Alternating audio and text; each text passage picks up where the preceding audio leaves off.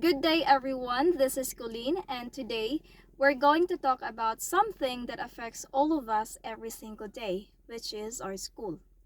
Have you ever wondered how schools function beyond just being places where we learn? Schools are actually complex systems where different elements work together to create an effective learning environment. These key elements are environment, outcomes, and feedback loops. Let's explore them one by one. But before that, let me introduce to you the learning objectives. At the end of this lesson, at least 75% of the students should be able to explain the key elements of the school as a social system, environment, outcomes, and feedback loops, both internal and external. Analyze the relationship between these elements and their impact on school effectiveness. Appreciate the role of feedback in shaping continuous improvement in schools. First, let's talk about environment. School is a special environment where a certain quality of life and certain types of activities and occupations are provided with the object of securing the child's development along desirable lines. What exactly does this mean in the context of a school? The environment is everything that surrounds and influences learning. It can be physical, social, or emotional. The physical environment includes classrooms, libraries, technology, and the overall school infrastructure.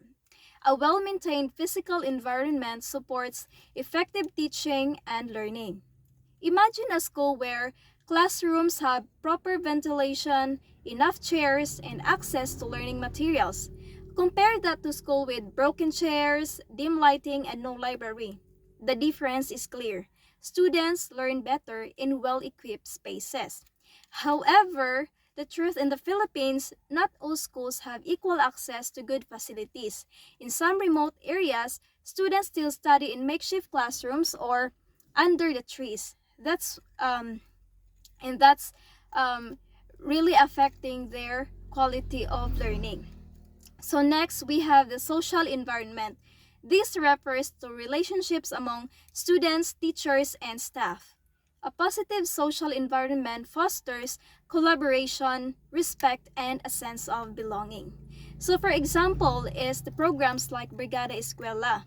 These bring together teachers, parents, and the community to clean and repair schools before the school year starts. This teamwork strengthens relationship and creates a supportive learning atmosphere. So the last type of environment is emotional.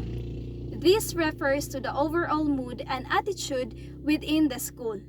When students feel safe and supported, they are more willing to participate and take academic risk. So in the Philippines, schools are starting to focus more on mental health. Many schools now provide guidance and counseling services and organize mental health awareness seminars to help students cope with stress. When we have a supportive emotional environment, this allows us to express ourselves without fear of judgment. So now that we've talked about the environment, let's discuss outcomes, the results that schools produce.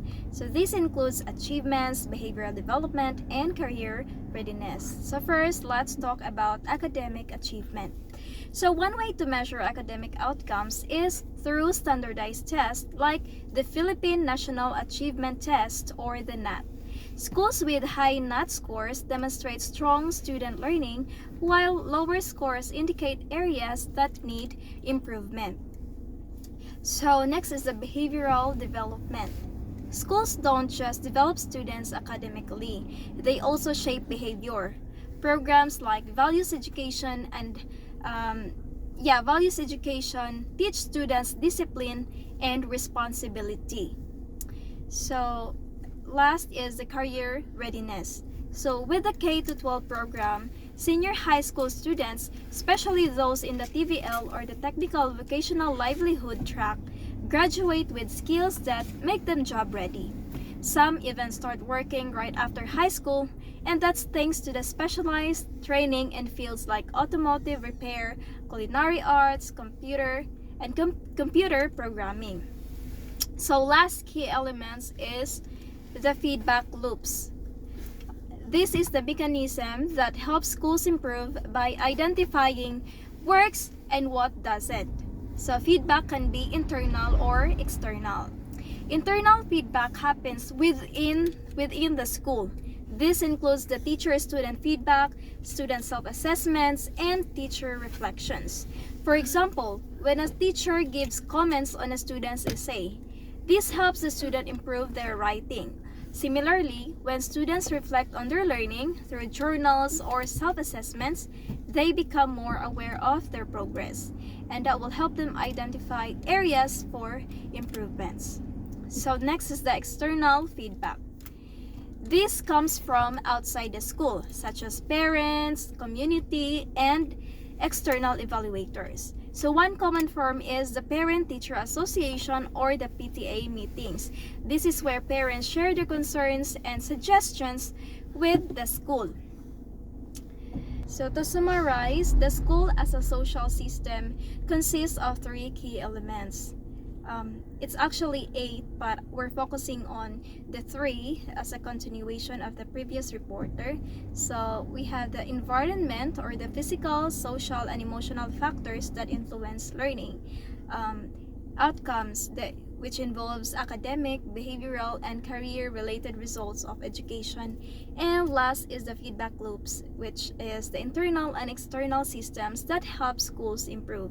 So by understanding these elements, we can see how schools function as a system and why continuous improvement is necessary. I hope this discussion helped you see your school experience from a new perspective. Thank you for listening.